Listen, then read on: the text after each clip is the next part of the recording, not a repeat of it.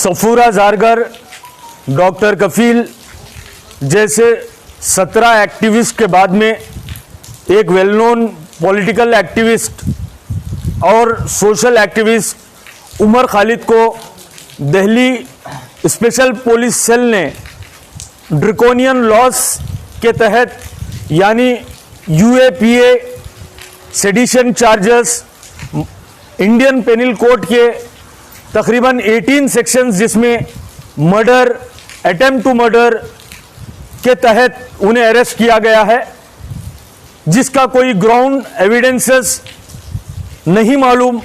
बस एक एफआईआर में बात बताई जा रही है कि उमर खालिद ने डोनाल्ड ट्रंप की इंडिया विजिट पर एक WPI के प्लेटफॉर्म से एक स्पीच की। उसमें उन्होंने कहा कि डोनाल्ड ट्रंप के इंडिया आने पर हम प्रोटेस्ट करेंगे और देश को बांटने इंडिया के हुक्मरानों को नहीं देंगे।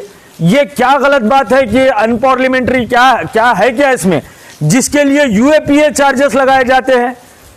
और उसके बाद में अगर उमर खालिद के दूसरे वीडियोस देखेंगे, वो वीडियोस में उमर खालिद हर जगह पीस की बात कर रहे हैं, लॉ एंड ऑर्डर को मेंटेन करने की बात कर रहे हैं। एक स्पीच में तो उन्होंने ये कहा, हम हिंसा का जवाब हिंसा से नहीं देंगे, हम नफरत का जवाब नफरत से नहीं देंगे, हम नफरत का जवाब प्यार से देंगे।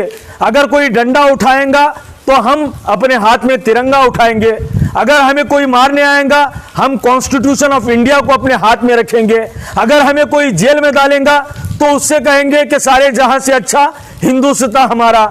CAA एंड NRC NPR के प्रोटेस्ट करने पर उन पर यूएपीए लगाया जाता है, सेडिशन चार्जेस लगाए जाते हैं। तो एक माहौल हिंदुस्तान में पैदा किया जा रहा है कि गवर्नमेंट ऑफ द डे के खिलाफ अगर कोई उसके अगेंस्ट कोई कहेगा या फिर उसके अगेंस्ट पब्लिक में कोई ओपिनियन क्रिएट करेगा तो उसका यूएपीए चार्जेस लगाए जाएंगे। तो मेरा आपके इस वीडियो से हिंदुस्तान की सिविल सोसाइटी को, प्रोग्रेसिव ऑर्गेनाइजेशंस को, तमाम सेकुलर पार्टीज के लीडर्स को मैं हम्बल रिक्वेस्ट करता हूं कि उमर खालिद के पूरे एविडेंसेस सोशल मीडिया पर अवेलेबल हैं। उन्होंने किसी भी तरीके से एंटी कॉन्स्टिट्यूशनल बात नहीं की, उन्होंने हमेशा संविधान की रक्षा की बात की, डेमोक्रेसी को स्ट्रेंथन करने की बात की, गंगा जमुना तहजीब की बात की, सेकुलरिज्म की बात की। उसके बावजूद उन्हें यूएपीए में जेल में डाला गया है। अगर से हम खामोश हो जाएंगे तो फिर इस देश में एंटी कॉन्स्टिट्यूशनल ताकतें सिर चढ़कर बोलेंगी। कॉन्स्टिट्यूशन को बचाने के लिए कोई आगे नहीं आएगा, सेकुलरिज्म को बचाने के लिए कोई आगे नहीं आएगा, इनजस्टिस के खिलाफ बात करने के लिए कोई आगे नहीं आएगा। उमर खालिद के साथ में, उनके सपोर्ट में हमें खड़े होना है। गुलबर्गा से कुछ ही दिन में हम चीफ जस्टिस ऑफ इंडिया को उनकी इनोसेंसी पर, उनके सपोर्ट में मेल मूवमेंट स्टार्ट करेंगे, ईमेल का मूवमेंट स्टार्ट करेंगे। जिस तरीके से सफूरा जारगर और डॉक्टर कफील के साथ बहुत दिन के बाद में इंसाफ हुआ, हमें उमर खालिद के केस में भी दिल्ली हाई कोर्ट पर पूरा यकीन है कि इनके साथ भी इंसाफ होगा।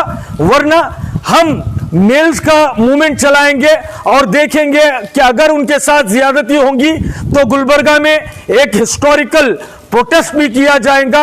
हम चाहते हैं कि जो ये एक्टिविस्ट हैं उन्हें काम करने दिया जाए, उनके खिलाफ ऐसे ड्रैकोनियन लॉस लगाकर उनकी जिंदगी बर्बाद ना करें। और ये बात खुलकर सुन ले कि अगर ऐसे उमर खालिद जैसे लोगों को गिरफ्तार कर अगर आप ये समझ रहे हैं कि हम ऐसी आवाजों को दबा देंगे तो ये हरगिज हिंदुस्तान में होने वाला नहीं है, हम होने नहीं देंगे। क्योंकि जमीन पर अगर जुल्म लिखोगे तो आसमान पर इनकलाब लिखा जाएगा, सब याद रखा जाएगा, सब कुछ याद रखा जाएगा।